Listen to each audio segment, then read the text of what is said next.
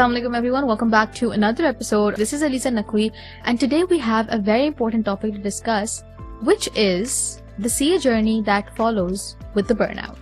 And to discuss this theme, we have none other than Mr. Asad Ali. He will be sharing his journey firsthand from his experiences, so let's dive right into it. Assalamu alaikum. Walaikum salam. Thank you Alisa for having me in your podcast. Thank you for taking out the time. How are you doing? Currently तो अपनी CA की after CA life enjoy कर रहा हूँ. You just qualified. I am just qualified in last attempt in December 2025. So I want to dive right into your journey. आपने CA कैसे choose किया? And I know your topic is about mental health and burnout. लेकिन उससे पहले ये journey शुरू कहाँ से हुई? आपका decision था, किसी को देख के choose किया? अच्छा, वैसे मैं इंटरमीडिएट के बैकग्राउंड से हूँ, तो जो मेरा स्कूलिंग था, स्कूलिंग के अंदर कोई ऐसी करियर काउंसलिंग नहीं थी कि जो मुझे बता सके कि CA क्या होता है. बस ऐसे रैंडमली बैठा था किसी दिन यूट्यूब पर, तो आई थिंक 7th क्लास थी, तो यूट्यूब मैंने देखा, वहाँ पे एक यूट्यूब की वीडियो आ रही थी कि life of a CA chartered accountant. तो उसमें चार्टर्ड प्लेन से बाहर बंदा खड़ा हुआ है मर्सिडीज के साथ. तो मैंने देखी वो वीडियो, उसमें बताया गया कि CA में ऐसा होता है, ये आपके पर्क्स होते हैं, इतने ज़्यादा आपकी लाइफ चेंज हो जाती है. तो मैंने कहा हाँ, करना तो अब यही है ज़िंदगी में. अच्छा, डिसाइड उसी वक्त कर लिया? उसी वक्त, मतलब एक बचपन था तो शुरू से माइंड में लेकर आ गया. मैं अपने सारे टीचर्स को बोलता था कि I want to be a CA. तो हर जगह जो लिखते हैं ना, मैं चार्टर्ड अकाउंटेंट बनना चाहता हूँ, ये सब. तो इसी वजह से मैंने चूज़ किया कि कॉमर्स करते हैं इंटरमीडिएट में, और जब कॉमर्स करेंगे अच्छी परसेंटेज आएगी तो जाएंगे अब्बा के पास बोलने के लिए कि CA करूँगा. क्योंकि my father is from engineering background, मेरे दोनों भाई ने इंजीनियरिंग की थी, और बाकी खानदान में सब भी इंजीनियर्स थे, कोई अकाउंटेंट का कोई इतना जानता नहीं था. तो मैंने सोचा कि कॉमर्स करूँगा, अच्छी परसेंटेज आएगी A+ में, और जाके अब्बा को बनाऊँगा कि हाँ CA करना है, एडमिशन करवा दो. तो मैंने फर्स्ट ईयर के एग्जाम्स दिए, मुझे लगा रिजल्ट आने वाला, अच्छी परसेंटेज आएगी, अब बात कर लूँगा. तो मेरी परसेंटेज आई 57% कॉमर्स में. कितनी? 57%, अराउंड 56 या 57% C ग्रेड. अब इस रिजल्ट के साथ अपने अब्बा को जाके मनाना कि मुझे CA में आना है, मैंने कहा नहीं, ये काम मैं नहीं कर सकता. दैन फिर मैंने सोचा कि मैं सेकंड ईयर का वेट करता हूँ. सेकंड ईयर के अंदर 60 से थोड़ी सी अबव लेकर आऊँगा, बोलूँगा नहीं अब मैं सीरियस हो गया हूँ. लास्ट टाइम 57 थी, इस टाइम पे हो. लेकिन जब आप सीरियस होते हो तो जिंदगी आपको सीरियस नहीं लेती. तो कोविड आ गया. और कोविड की वजह से आपके पेपर्स नहीं हुए. तो रिजल्ट हुआ कि जो लास्ट टाइम का रिजल्ट था वही आपका रिजल्ट कंटिन्यू रहेगा. तो मेरी 57% अगेन सेकेंड ईयर के अंदर. और जब कोविड था, सबको पता था कि पेपर्स होने नहीं है, हर कोई चिल्ला है, सब गेम्स खेलने में लगे हुए हैं, टाइम स्पेंड करें अपना बाहर, फजूल टाइम. तो अब ये सब चीज़ें घर वाले भी नोट कर रहे हैं कि कितना नॉन सीरियस एटीट्यूड है, पता नहीं किसी यूनिवर्सिटी में जाके BBA वगैरह करेगा या BS अकाउंटिंग करेगा. तो मैं घर पे बैठा हूँ इंतज़ार में कि हाँ घर वाले पूछेंगे कि क्या करना है, और मैं बताऊंगा कि मुझे CA करना है, लेकिन किस मुंह से बताऊं. अच्छा, इससे पहले ये कॉन्वर्सेशन हुई नहीं कभी? बिकॉज आप तो एसेज में भी लिख रहे हैं, आपने इतना इस पर्सनालिटी को ओन कर लिया, तो पहले से उनको आइडिया नहीं था? नहीं, एक घर वालों को नहीं पता था, लेकिन कहीं पे भी, क्योंकि कॉपीज वगैरह चेक करना ये तो टीचर्स का काम होता है ना, कि ऐसे में लिख कर आ रहा हूँ, दोस्तों को बता रहा हूँ कि हाँ CA करूंगा. उस टाइम दोस्तों को भी नहीं पता था कि क्या CA होता है, बस ये पता था कि हाँ कुछ CA है. हाँ, लिटरली मुझे भी फुल फॉर्म नहीं पता थी, मुझे एब्रिविएशन बिल्कुल भी नहीं पता थी, बस ये था CA करना है. अब CA क्या होता है कुछ नहीं पता, कोई बैकग्राउंड की नॉलेज नहीं है मुझे. और देन फिर अब सेलेक्ट करने का टाइम आया कि क्या करना है आगे, इंजीनियरिंग करनी है, अकाउंटिंग करनी है, क्या चीज़. मैंने कहा अब्बा से तो बात नहीं कर सकता. तो जो हम जैसे लड़के करते हैं, जब अब्बा नहीं मानते तो अपनी अम्मी के पास गया. देन उन्हें बताया कि मैं तो CA करना चाहता हूँ, इसके अलावा तो मैं नहीं कर सकता CA. तो उन्होंने कहा कि अच्छा चलो मैं बात करती हूँ, लेकिन पहले तुम थोड़ी बहुत इन्फॉर्मेशन लेकर आओ कि होता क्या है, किस तरह से करना है. मैंने कहा ठीक है, मैं इन्फॉर्मेशन लेकर आता हूँ, फिर आप बात करना और मैं CA ज्वाइन करूँगा. जब इन्फॉर्मेशन लेकर आया, इंस्टीट्यूट पहुँचा, तो उन्होंने बोला कि आप तो 10 दिन लेट हो चुके हो, ऑलरेडी आपका CA स्टार्ट हो चुका है. मुझे नहीं पता था कि साल में 3 दफ़ा एग्जाम्स होते हैं AFC के. तो देन मैं तो घर जाके पैनिक हो गया. मैंने कहा ये तो स्टार्ट हो गया है, और जितना टाइम अब्बा को मनाने में लगेगा उतने टाइम में तो मेरी एक अटैम्प्ट निकल जाएगी CA की. खैर फिर अम्मी ने उस वक्त बहुत सपोर्ट किया. अम्मी ने कहा कि अच्छा चलो एक काम करते हैं, तुम अभी एडमिशन लो, लेकिन घर में किसी को भी नहीं बताना कि तुम CA कर रहे हो. तुम पहले थोड़े बहुत पेपर पास कर लो, देन फिर तुम बताना कि हाँ तुम CA कर सकते हो. क्योंकि अभी इस एटीट्यूड के साथ तो किसी ने भी एक्सेप्ट नहीं करना था कि मैं CA करूँगा और क्वालिफाई करूँगा. मैं खुद भी बस शौक था, लेकिन ये बिलीव नहीं था कि मैं कर लूँगा. एग्जैक्टली मुझे जब एंटर हुआ था, मुझे ये पता था कि हाँ मेरे पेपर्स रुकने हैं, बहुत मुश्किल होगा मेरे लिए. तो अलग अलग थॉट्स आ रहे थे उस वक्त माइंड में. लेकिन खैर जब CA जर्नी स्टार्ट की, और पाके जब छुप छुपा के, शुरू की। हाँ बस ये बताया कि पढ़ने के लिए जा रहा हूँ, ये नहीं बताया कि सीए करने के लिए जा रहा हूँ। तो फिर अम्मी ने बहुत सपोर्ट किया उस टाइम पे कि कहते हैं ना आपकी ज़िंदगी में बस आपको एक पुश की ज़रूरत होती है, तो वो मेरी अम्मी ने मुझे किया कि नहीं तुम जाओ सीए में एडमिशन लो और फिर बाद में देखते हैं जो भी होता है आगे। तो मैंने फास्ट ट्रैक में एएफसी क्लियर किया और जो फर्स्ट फेज था मेरी सीए का वो इतना स्मूथली निकला जितना मैंने यकीन भी नहीं किया था। मैंने 1.5 साल में कैफ क्वालिफाई किया अपना 1.5 ईयर्स में, जिसे नॉर्मली लोग 2 साल 2.5 साल सबको लग रहे होते हैं। तो मैंने 1.5 साल में सीए क्वालिफाई कर लिया और मैं अपनी कॉन्फिडेंस के बिल्कुल पीक पर कि अब बस मैं चांद पे बैठा हूँ और कोई भी नहीं है मेरे आगे। तो अब ये मेरी ज़िंदगी में सीए में एंटर हुआ था इस तरीके से, और बाकी जर्नी अल्हम्दुलिल्लाह बहुत अच्छी रही। और जो सोचा था किसी ज़माने में ऐसे में दिखता था कि I want to be a CA, आज इंट्रोड्यूस कर रहा हूँ खुद को as a qualified chartered accountant. माशाल्लाह, that is definitely a very very big achievement and I'm sure your parents, both of them, जब राउंड टेबल कॉन्फ्रेंस बैठी होगी तो सबको ऑब्वियसली पता चला होगा। I'm sure both your parents are very proud of you।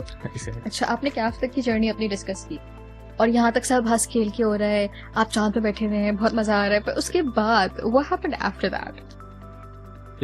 मैं कहूँगा कि मेरी सीए जर्नी का जो सबसे बड़ा फेलियर था या जो सबसे टफेस्ट पार्ट था वो मेरी सक्सेस के बाद आया। जब मैंने 1.5 साल में कैफ क्वालिफाई किया तो जैसा आपने कहा मैं चांद पे बैठा हूँ, मुझे कुछ अलग ही फीलिंग हो रही है कि अब तो big 4 firms would be waiting for me with wide arms open के आओ आर्टिकल्स करो हमारे पास, और इंडक्शन का प्रोसेस। तो मैंने उस प्रोसेस को बहुत फॉर ग्रांटेड लिया। मेरे सारे दोस्त अपनी सीवीज ड्रॉप कर रहे हैं, सब जगह जा रहे हैं अप्लाई करने के लिए, और मैं घर पे बैठा हूँ कि मैंने तो इतनी जल्दी सीए किया है, मुझे नहीं लेंगे तो कौन किसको लेंगे। तो मैं बैठा हूँ, मैंने 4-5 फर्म सेलेक्ट की और मैंने सिर्फ वहाँ पे अपनी सीवीज दी, उसके अलावा मैंने कहीं अप्लाई नहीं किया। मैंने कहा होना तो यहीं पर है, 1.5 साल में सीए मतलब कैफ क्वालिफाई कर आ रहा हूँ, इतना तो बनता है मेरा। तो इतना फॉर ग्रांटेड लिया मैंने कि 2 हफ्ते गुजर गए, इंडक्शन का प्रोसेस क्लोज होने की तरफ आ रहा है, सबको इंटरव्यूज़ की कॉल आ गई, सबको ज्वाइनिंग मेल्स आ गई। तो आई रिमेंबर दैट डे कि मेरे दोस्तों ने एक मीटअप रखा क्योंकि उन सबको बिग 4 फर्म से ज्वाइनिंग कॉल आ चुकी थी। अच्छा, वो बी कैटेगरी फर्म्स में भी जा रहे हैं, ए कैटेगरी फर्म्स में भी जा रहे हैं, और उन्होंने जहाँ जहाँ अप्लाई करना था उन्होंने सब जगह अप्लाई किया, और मैं घर में सिर्फ उन 4 फर्म्स में अप्लाई करके बैठा हूँ कि मुझे यहीं से कॉल आएगी और मैंने फिर सेलेक्ट करना होगा कि मुझे किस फर्म में जाना।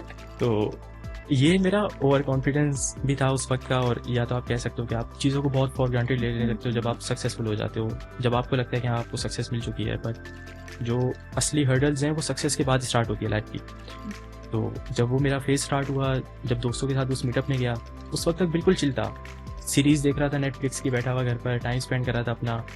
देन अचानक से दोस्तों के साथ बैठा हुआ सब बता रहे कि मेरा यहाँ हो गया, वहाँ हो गया, और अब ये तैयारी है, मेरी ट्रेनिंग स्टार्ट होगी, और मैं इतना लेफ्ट आउट फील कर रहा हूँ कि यार मैं दोस्तों से कितना पीछे रह चुका हूँ। अभी 2 हफ्ते पहले की बात थी कि मैं इन सब में, क्योंकि ये सब मेरे साथ दोस्त होते थे तो ज़्यादातर दोस्तों को जो भी मसला होता था उसमें आप बैठ के बता रहे हो कि ये चीज़ ऐसे होगी, अकाउंटिंग ऐसे करोगे, ऑडिट में आपको ये चीज़ हेल्प करेगी, टैक्सेशन इस तरह से। तो एक होता है आपके अंदर कि मैं इन सब से थोड़ा सा सुपीरियर हूँ तो मुझे तो आराम से मिल जाएगी, लेकिन इन सब का इंडक्शन हो चुकी है, इन सबको फर्म्स मिल चुकी है, और मैं वहाँ बैठा हुआ मीटअप में इन सब की कहानियाँ सुन रहा हूँ कि हाँ हमारे इंटरव्यू के अंदर ये बातें हुई थी, मुझसे ये पूछा था, और मैं सोच रहा हूँ कि यार मुझसे ये सवाल पूछता मैं और अच्छा जवाब देते था, और मुझे लेकिन किसी ने इंटरव्यू के लिए नहीं बुलाया, मैं किसको बताऊँ। सो वो फेज जब मैंने उस वक्त स्टार्ट किया, जो फील मैंने किया कि मैं ज़िंदगी में बहुत पीछे रह चुका हूँ। आज से 2 हफ्ते पहले की बात है कि मैं खुद को चांद पे महसूस कर रहा था, और अब दिल चाह रहा है कि ज़मीन के अंदर खुद को बिछा दो आप। तो ये वो फीलिंग्स थी उस वक्त, जो टफेस्ट पीरियड था, कि मुझे अब रियलाइज़ हुआ कि अब मुझे 8 महीने अगले घर पे बैठ के गुजारना है, क्योंकि जो इंडक्शन का पीरियड होता है उसमें आपको एक सर्टेन डेट तक अपनी आर्टिकल्स स्टार्ट करनी होती है, अदरवाइज आपकी जो अटेम्प्ट होती है सीए फाइनल की वो 6 महीने आगे हो जाती है, और then you have to wait again for 6 months के दोबारा से इंडक्शन प्रोसेस स्टार्ट होगा, देन फिर आप दोबारा से अप्लाई करोगे। तो मैंने कहा चलो ठीक है, इस दफ़ा तो गलती कर ली, नेक्स्ट टाइम फिर ये करेंगे। लेकिन ये 6 महीने या 8 महीने घर पे बैठ के गुजारना ये ईजी नहीं था, क्योंकि आप पहले सबको बता चुके हो कि अब मैं सीए कर चुका हूँ आधा, और अब फर्म्स मुझे बुलाएंगी, बिग फर्म्स हो गई, और मैं यहाँ जाऊँगा, मैं काम करूँगा, मेरी लाइफ इतनी चेंज हो जाएगी, और मैं सब दोस्तों को खुशी खुशी बता रहा हूँ कि यार अब मुझसे बात नहीं करना, मुझे टाइम नहीं मिलेगा क्योंकि मेरी आर्टिकल स्टार्ट हो जाएगी, तो मैं ज़्यादा टाइम नहीं दे पाऊँगा आपको। तो एक वो फीलिंग जो एक नए कैफ क्वालिफाइड स्टूडेंट की होती है कि अब मैं टाइम नहीं दे सकता किसी को, अब तो मेरी ज़िंदगी बहुत बिजी हो जाएगी, मुझे स्टडी भी मैनेज करनी है, मैं आर्टिकल्स भी करूँगा। तो बहुत कुछ सोचा और बहुत कुछ बता दिया।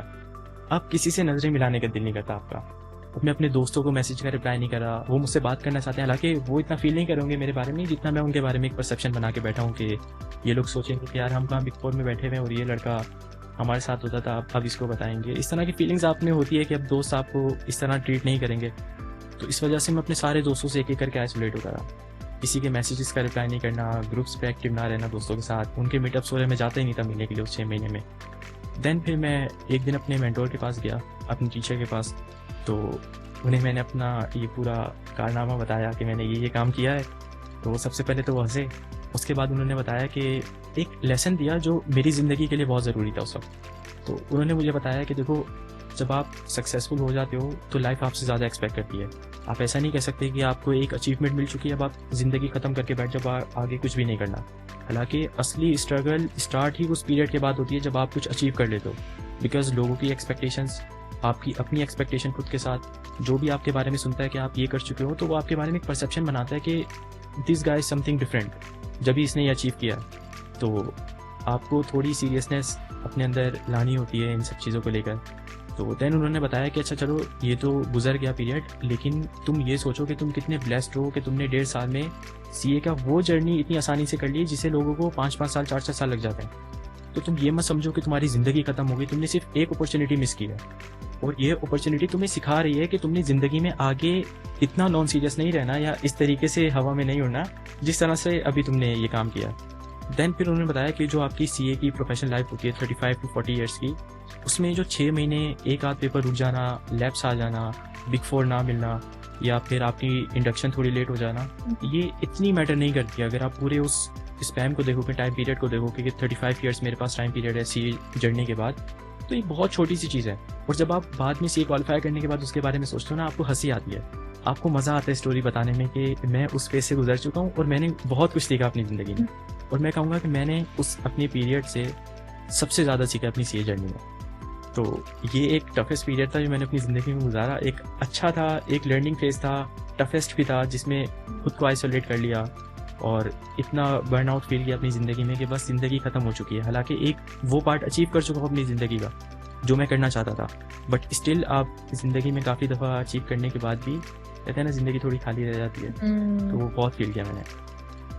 I really like how you're being so honest and so genuine, and I'm sure कि अगर किसी की आपसे similar journey रही होगी तो they would relate to you a lot.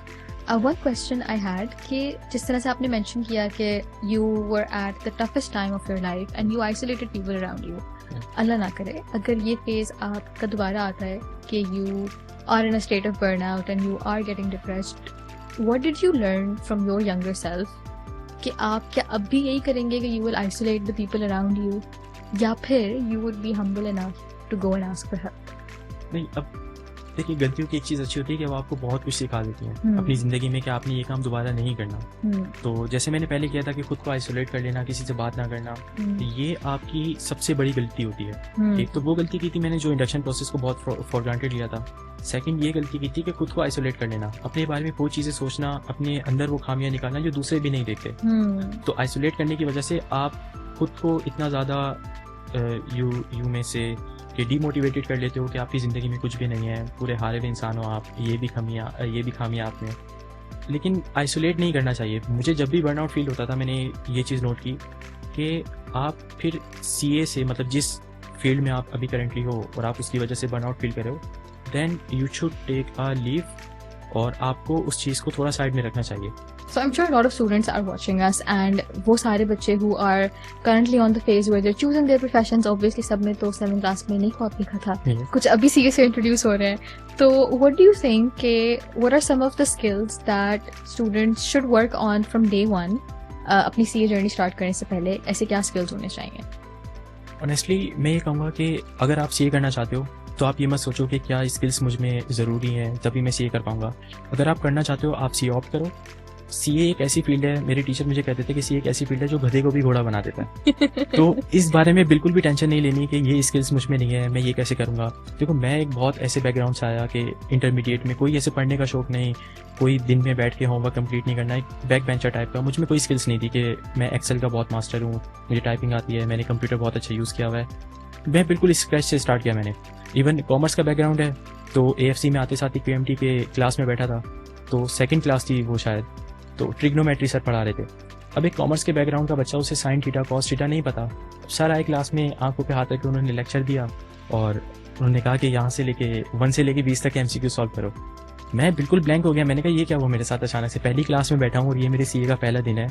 कुछ मोटिवेशन होती है, कुछ बताया जाता है कि हाँ आपने CA में ऐसा करना है, और मैं पहली क्लास के अंदर ये फेस कर रहा हूँ। लेकिन मैंने ये देखा कि जैसे जैसे टाइम गुजरता गया, मैंने खुद में वो स्किल्स खुद ब खुद डेवलप होती गई।